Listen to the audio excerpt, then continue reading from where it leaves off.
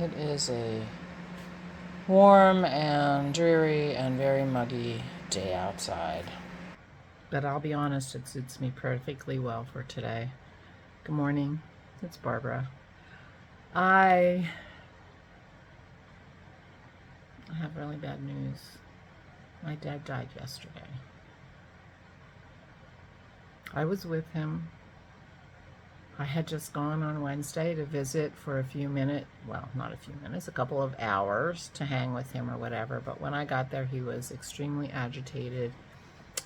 He's been, having a lot of hallucinations periodically ever since he was hospitalized a couple months ago. He was not good. He was agitated, and I just didn't feel comfortable leaving him by himself. So I stayed overnight ever since that day. When I walked in for a 2-hour visit and stayed for 4 days, I now put a go bag in the car when I go to visit. So I stayed, and was not a good day. My brother came, and he died in the middle of the night, in the early morning of the 4th of July, which was a shock. We had the hospice nurse in the night before, and she was giving us this is looking like the end of life conversation. But we all, John, me, and the hospice nurse, were shocked at how quickly he went. But he was ready. I mean, he was clearly ready. He was exhausted. He was tired. His whole life circumstance had completely changed after he had to go to the hospital for that fall. My mother was moved. He was on oxygen. It was all making him very, very unhappy. And he was ready. I, however, was not ready. So it was quite shocking, but I'm so glad I stayed. He wasn't alone. I told Dennis I'm not sure I could do this video. He said, well, you do have a pause button. So I can pause. But he wasn't alone, and he was quite ready. I mean, in the last few weeks, we had all heard multiple versions of the I have lived a wonderful life. I do not regret anything, and I'm ready speech. So I choose to honor him by taking him at his word. He lived a good life. He lived an interesting life. He was a lovely man and a great person, and he was ready. So now I have to get ready. I do wish Leslie lived closer, because we're going to be talking about the funeral tonight, and I have never planned a funeral.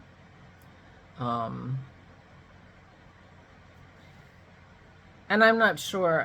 I mean, it's the service that needs to be planned, because many years ago, turns out in 1996, my sister-in-law lost her father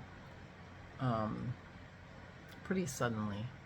And my parents watched her, going through the process, grieving and trying to figure out his estate and trying to deal with his funeral, and it was all on her. And they just felt that they didn't want that to happen for us. So they planned their funeral in 1996. Paid for, a note on the back of the envelope in my mother's handwriting. Everything's paid for but the urn. The contract says we can have the ceremony at the funeral home. So they had it all planned out. That funeral home has been sold twice since that contract. But apparently they honor contracts of their previous iterations, which is nice. So we have a meeting with Jen tonight to just figure out what's going on. I will be doing research today. I'm his executor. So that's my day, and I'm telling you, a dreary, humid, hot day suits me fine. I'm going to be in the house, and I'm going to be sad. I was really sad this morning because, I thought, well, people post on Facebook and Instagram, letting people know. I do not have a single picture of my father on my phone. Not one. I have a short video that he made for Mama when he went to the hospital so she could be reassured that he was okay. But, I could take a screenshot from that video, but, he's just been admitted to the hospital. Anyway, I'm sure once my nieces are informed of his death, I will be able to get some pictures from them because they're very good about taking pictures, and I'm sure they have some very cute pictures with them with my dad, which I'm very happy to post because they're cute too.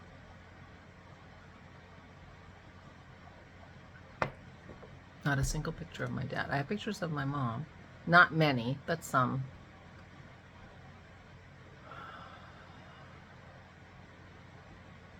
It's the little things.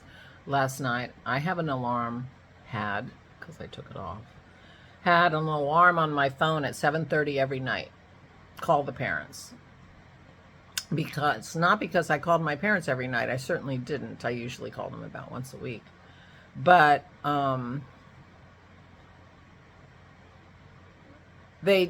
my dad turned off the phone when he was taking a nap, and often forgot to turn it back on. Their voicemail box was completely full and had been completely full for a decade. He never figured out how to get his messages, and he was very happy for it to be full. You can't get a hold of them unless their phone is turned on and they're there to answer it. So 7:30 was a good time to call them because they'd be watching TV, and it goes across the bottom of their TV who's calling them. So even if the phone is turned off, they can see somebody's calling them, they turn it back on and call you back. So that was a reminder to myself at 7:30, if you want to call your parents today, now's the time. But I took that reminder off my phone last night because we can't really call my mother. She doesn't have a phone.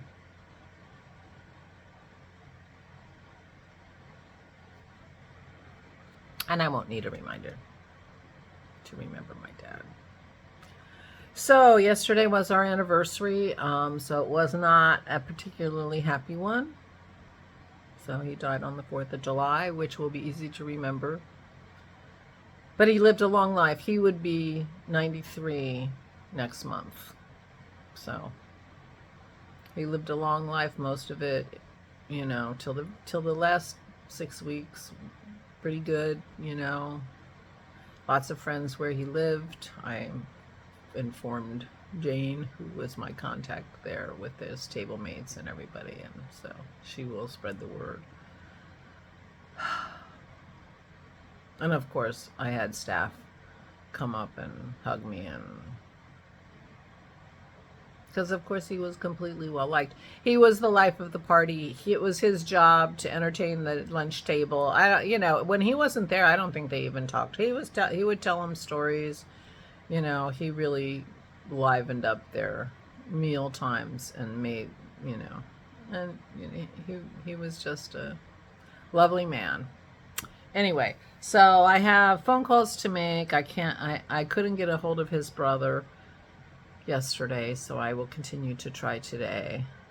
I called the kids and my cousin, and it's like, I'm calling to ruin your 4th of July.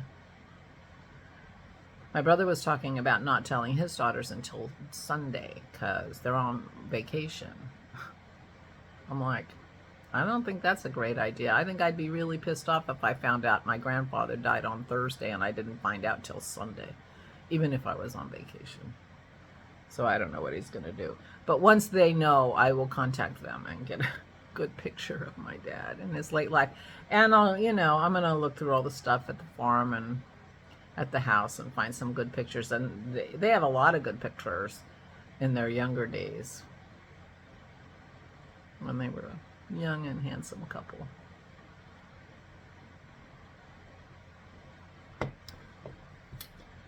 But anyway, so